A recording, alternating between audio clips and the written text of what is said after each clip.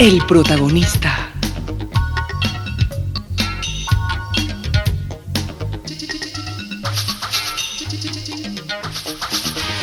El protagonista.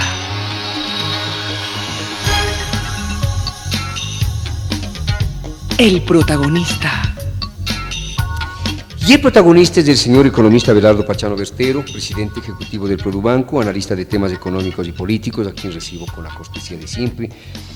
Queremos concluir con el economista Pachano el tema nacional y no relacionado con la cuestión económica, y luego proponerles algunas preguntas que tienen que ver ya con la conexión internacional en lo que respecta a este tópico. Señor economista, buenos días. Hemos estado hablando de soluciones que podría proponer el gobierno para remediar los problemas económicos actuales. Le hago una preguntita. ¿Cuánto sacrificio podría significar para el pueblo la aplicación de esas soluciones? Diego, buenos días. Depende de la dirección de la estrategia que escoge el gobierno. Y si es que mantiene todavía esa posición dubitativa de la reforma tributaria y no alcanza a obtener la aprobación por parte del Congreso Nacional, que deberíamos advertir tiene en el mes de noviembre su último mes de trabajo. Exacto. En lo que corresponde al año 1998, de acuerdo a la nueva Constitución, ya que reiniciaría labores recién en el mes de enero. En este corto lapso, la aprobación de la reforma tributaria empieza a ser cuestionada, porque hoy el Congreso está atendiendo a la discusión de los acuerdos y tratados internacionales, sobre los cuales, para sorpresa nuestra, asoma una nueva opinión de un partido político que dice que no hay necesidad de aprobar en el Congreso, luego de que el propio Congreso le dio la autorización al presidente de la República y condicionó su aprobación futura. Entonces, creo que tenemos una dificultad práctica al frente, y si no se aprueba la reforma tributaria y el gobierno no tiene una capacidad de distribuir la carga impositiva en aquellos ciudadanos que no han pagado, en aquellas empresas que han evadido, y consigue la incorporación de nuevos contribuyentes, lamentablemente el costo social se va a ver incrementado, porque no tendrá otro camino el gobierno que volver a tocar los precios de los servicios públicos, de los servicios básicos, energía eléctrica, todo lo que es telefonía, todo lo que es combustibles, como una fuente alternativa de solución de la gravísima crisis fiscal, porque como están las cosas, creo que hemos llegado al final de una etapa de descomposición pública. Y sí, hemos tocado fondo, ¿verdad? Hemos tocado fondo. Hay una desarticulación de toda la organización pública, Diego, que se ve por la absoluta inoperancia de todo tipo de institución. Carecen de recursos. Los hospitales no tienen para cubrir las necesidades fundamentales y atender a todos los pacientes que llegan allá, unos menesterosos a los que hay que darles todos los servicios gratuitos, y otros no menesterosos que podrían contribuir en algo para la supervivencia de nuestros hospitales.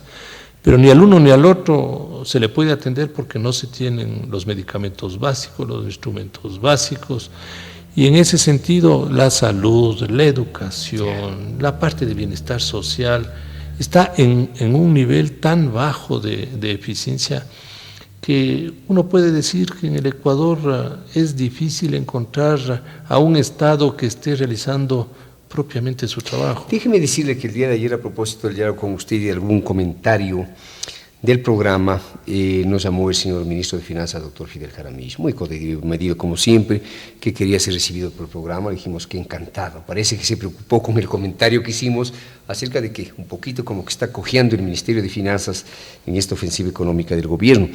Notarán ustedes que las preguntas que se le plantean al señor economista Pachano son preguntas muy concretas para respuestas muy concretas. Ahora vamos a hablar un poquito de política monetaria, inflación, estabilidad cambiaria. La política monetaria adoptada por el flamante directorio del Banco Central ha sido la adecuada para mantener importantes metas macroeconómicas como la inflación y la estabilidad cambiaria. Yo creo que la política monetaria ha tenido que trabajar con un dilema gravísimo al frente. El dilema de que no tiene resuelto el problema del déficit fiscal y consecuentemente no encuentra apoyo en el gasto público y en el manejo de las finanzas públicas para conseguir un ambiente de estabilidad económica. Y en segundo lugar, el problema que también ha agravado el manejo de la política monetaria es el derivado de la crisis financiera internacional, que cambió las reglas de juego de las relaciones entre el Ecuador y el resto del mundo. Ya vamos a hablar de ese tema. Y en ese sentido, el dilema que ha tenido la política monetaria ha sido el de preservar la Reserva Monetaria Internacional, evitar que ella sea utilizada de una manera masiva por la comunidad ecuatoriana para pagar sus obligaciones externas, y desestimular todo tipo de acción en este sentido, utilizando por un lado a la tasa de interés como un desmotivador de la especulación, en el buen sentido de la palabra, de la especulación monetaria, y por el otro lado ampliando los márgenes de variación del tipo de cambio para darse un campo de acción mucho más amplio que le permita sortear imprevistos adicionales dentro de una situación de una coyuntura económica altamente desestabilizada. En ese ambiente, entonces, los dilemas que tienen las autoridades monetarias son enormes, son muy difíciles, porque inclusive luego del ajuste fiscal hecho en el mes de fines del mes de septiembre o en principios del mes de octubre por parte del gobierno nacional, las expectativas inflacionarias para fin de año, como dijimos el día de ayer, están entre el 45 y el 48% anual. Ahora, a propósito, señor economista, porque creo que la coyuntura es apropiadísima, ¿cómo se explica que la inflación de julio y agosto del presente año haya sido del 0.8% y 1.3% respectivamente, verdad?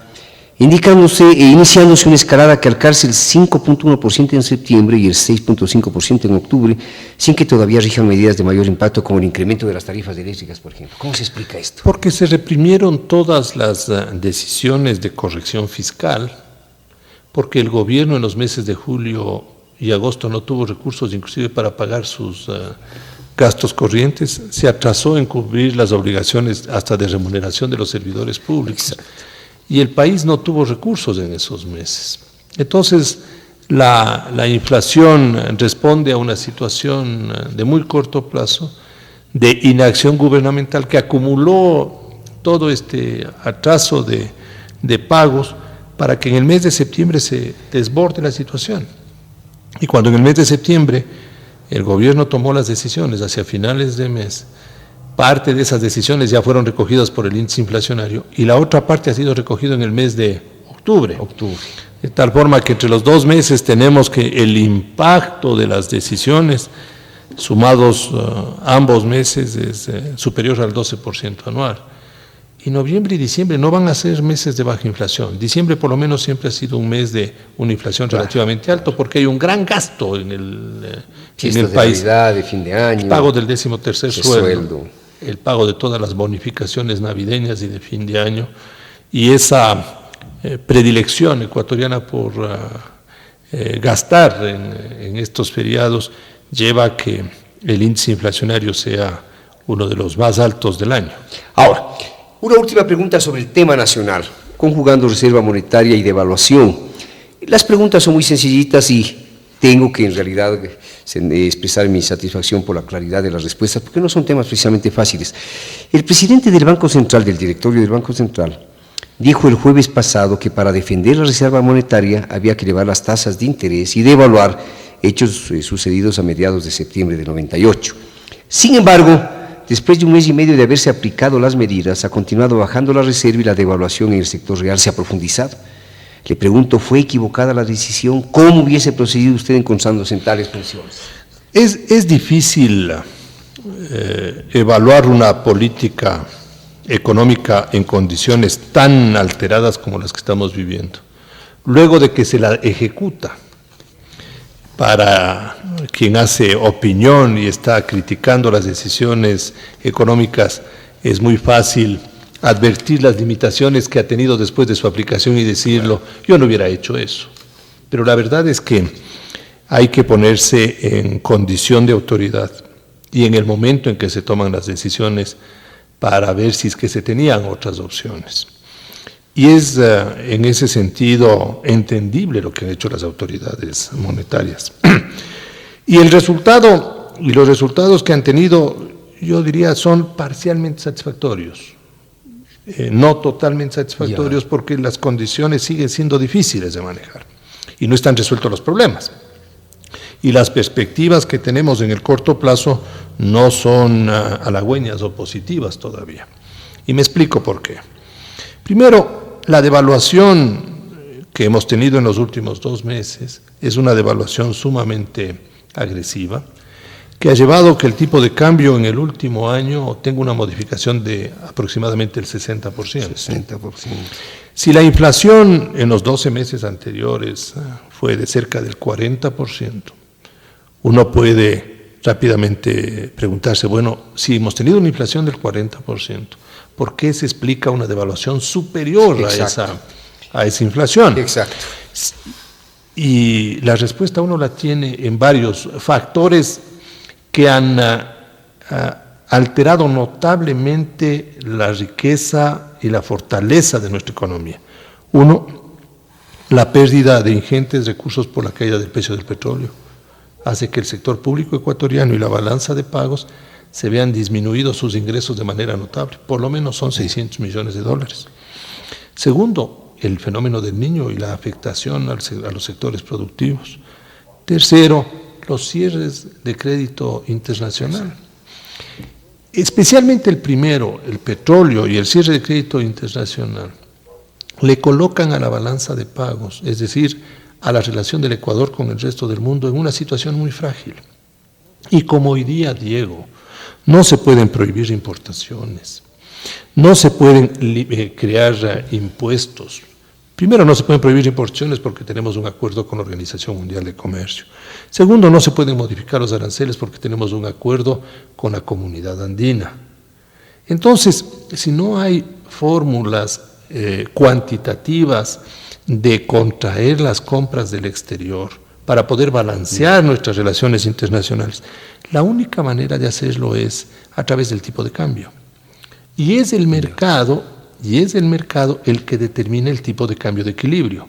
Ya no es la relación de la inflación del Ecuador con la inflación del resto del mundo, porque las condiciones no son estables, porque las condiciones no son normales, sino esta economía alterada, estrangulada desde el punto de vista del exterior y afectada desde el punto de vista fiscal interna, la que determina en el mercado el nuevo precio de la divisa. Entonces, la devaluación se ha hecho y se seguirá haciendo, Diego, en la medida que sea necesaria hasta corregir el déficit externo, el déficit de la balanza de pagos. No creo que hemos llegado todavía al límite. Y el tipo los resultados que hemos tenido en la tasa de interés ha sido para que esa devaluación no se desborde de una manera absolutamente descontrolada en estas condiciones extrañas. Por supuesto, que lo que el Banco Central ha hecho es defender su reserva monetaria, pero utilizar aquella porción que ha sido necesaria dentro de su programación. No puede el Banco Central decir, yo tengo aquí $2.000 millones de la reserva monetaria y no voy a gastar uno solo a costa de todo el país. No, precisamente los $2.000 millones que tenía la reserva monetaria era nuestro fondo de estabilización externo, que tiene que ser utilizado mientras fluyen o se arreglan las relaciones financieras internacionales. Entonces, hoy tenemos una reserva que sigue siendo alta, que sigue siendo buena, que es $1.600 millones, que espero que se vuelva a rellenar con los créditos internacionales que se están contratando, especialmente el proveniente del FLAR para fines de balanza de pagos, y que tengamos el tiempo suficiente para corregir nuestro problema externo mientras cambian las condiciones internacionales. Hasta aquí el tema nacional a cargo del analista Abelardo Pachano. Vamos a marcar una pausa y retornamos con un par de preguntas sobre la crisis financiera internacional y la incidencia en el panorama económico ecuatoriano. Señor economista Pachano, la crisis financiera internacional ha sido factor desencadenante de los problemas que atraviesa el país, ha descubierto las peores lacras de la economía ecuatoriana. Coadyuvante, diría yo, más que desencadenante. Ha coadyuvado para agravar la situación económica, y como nos tomó en condiciones de un fuerte desequilibrio fiscal, las consecuencias del deterioro interno han sido sumamente evidentes. Hoy hay una paralización económica muy grave. Creo que la mayoría de las actividades comerciales e industriales del Ecuador tienen serias dificultades de venta, de promover sus productos, porque hay una situación de gran incertidumbre, de dificultad en comprender cuál va a ser el futuro del Ecuador en los próximos meses, y más bien lo que uno está percibiendo en el mercado es que las empresas y las personas buscan cancelar sus obligaciones, buscan reducir sus deudas para que puedan de esa manera pasar esta situación absolutamente alterada. La situación externa es una situación sumamente volátil y tiene diferencias notables con las crisis internacionales anteriores. Hoy es una crisis que se mueve de continente en continente con una velocidad impresionante.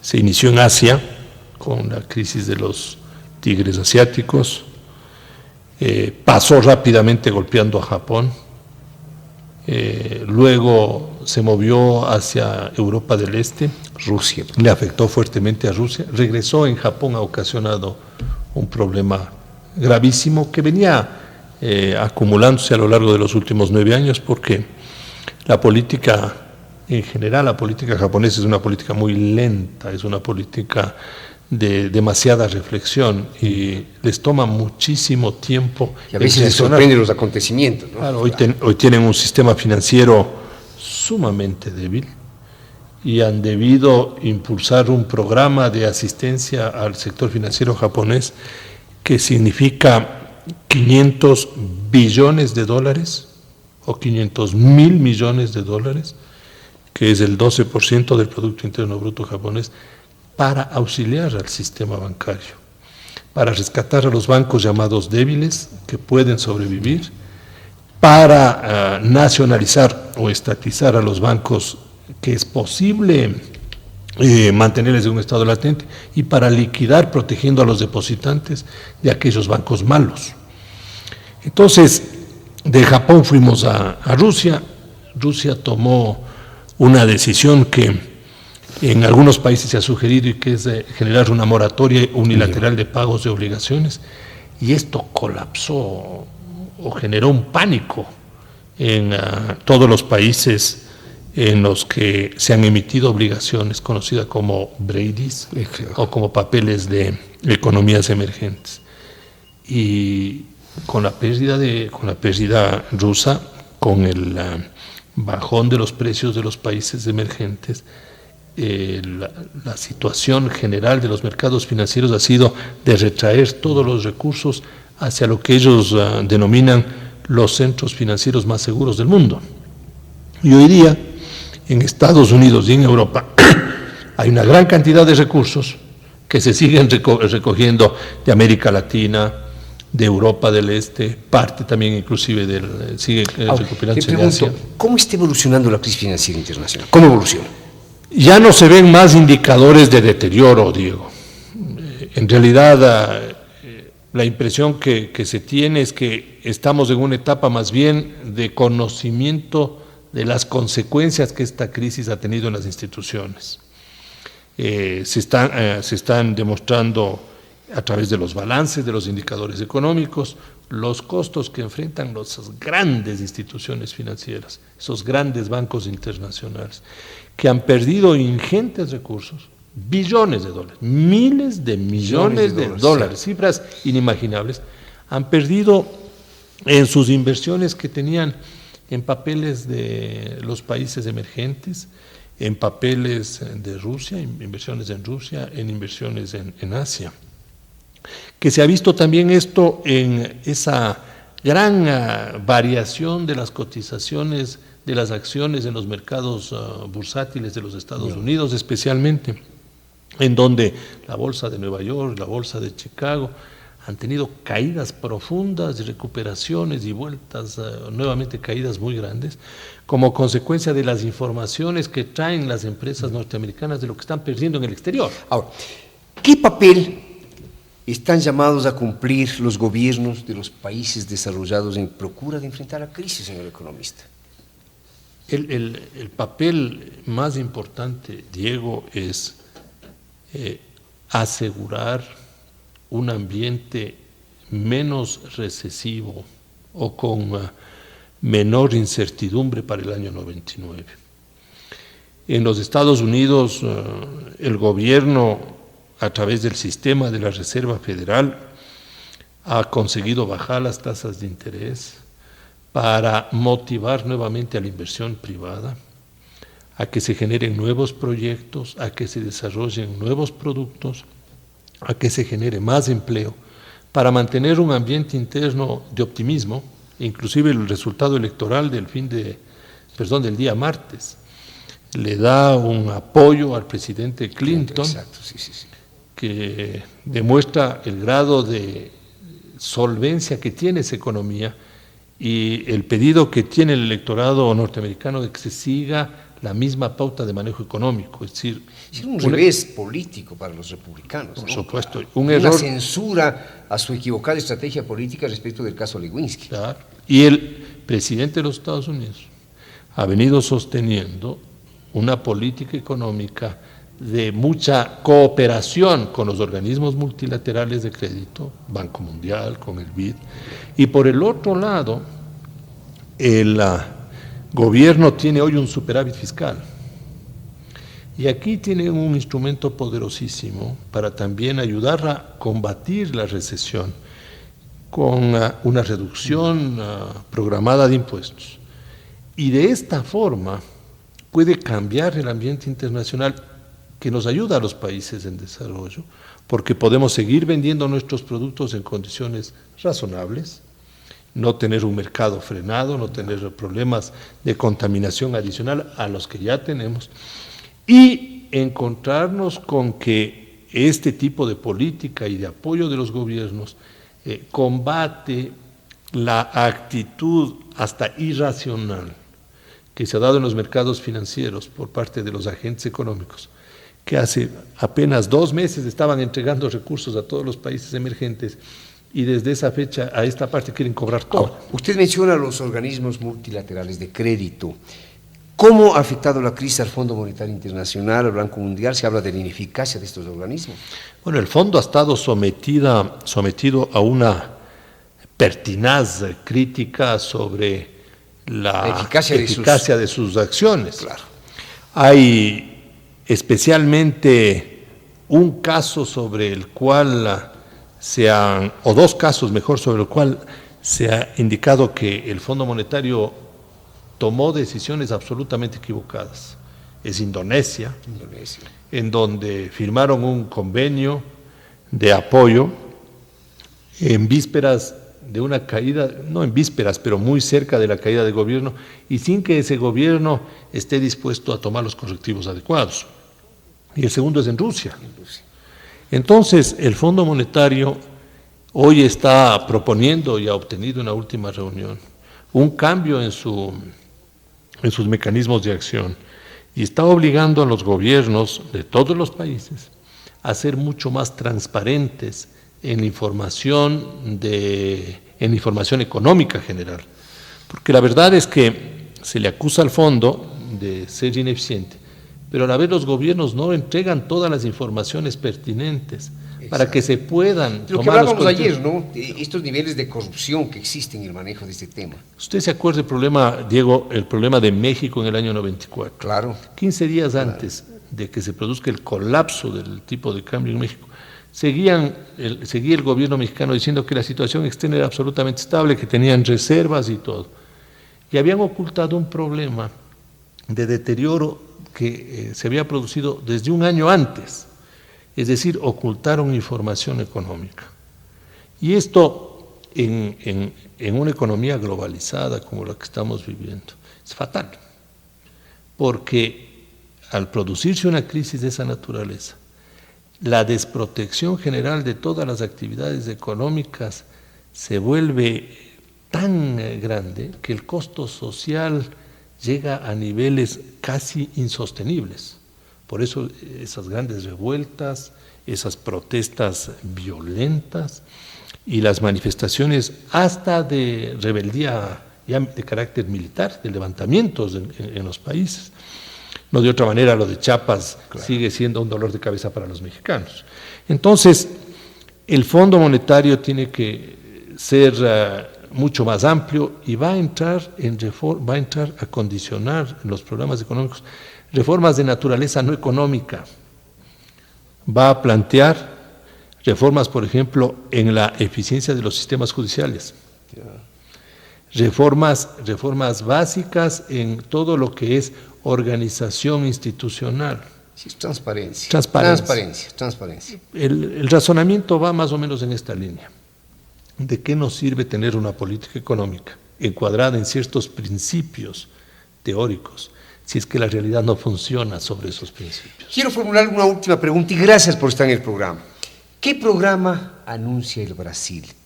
Porque en mucho lo nuestro, lo del Ecuador, depende de lo que haga o deje de hacer el Brasil. ¿O estamos equivocados? No, así es, Diego. Y la verdad es que la pregunta es la pregunta que se hace en la mayoría de los centros financieros mundiales.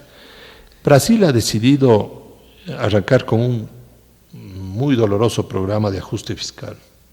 Ellos tienen un problema de un déficit fiscal cercano al 7% del Producto Interno Bruto. Más o menos del nuestro. Que era igual al que teníamos antes de la medida del aumento del precio del gas, pero tiene un sector externo mucho más sólido que el nuestro. El sector externo tiene un déficit del 3.8 del Producto Interno Bruto, nosotros tenemos el 7 del Producto Interno Bruto. Entonces, ellos plantean hacer un saneamiento de las finanzas públicas para reducir el déficit fiscal entre 1999 y el año 2000. Van a recortar gastos de una manera sumamente agresiva y van a incorporar nuevos impuestos. No tocan el impuesto a la renta, pero le señalo algunos. Van a aumentar el impuesto al cheque, algo parecido de lo que se ha estado proponiendo aquí, es el impuesto a las transacciones financieras. Sí, el 1%. Pero ya solo el cheque, del 0.2% al 0.38%. Van a mantener el impuesto del 1% a las transacciones financieras y mantienen el impuesto a la renta. Y reforman el sistema de seguridad social. Aumentan las contribuciones personales para la seguridad social.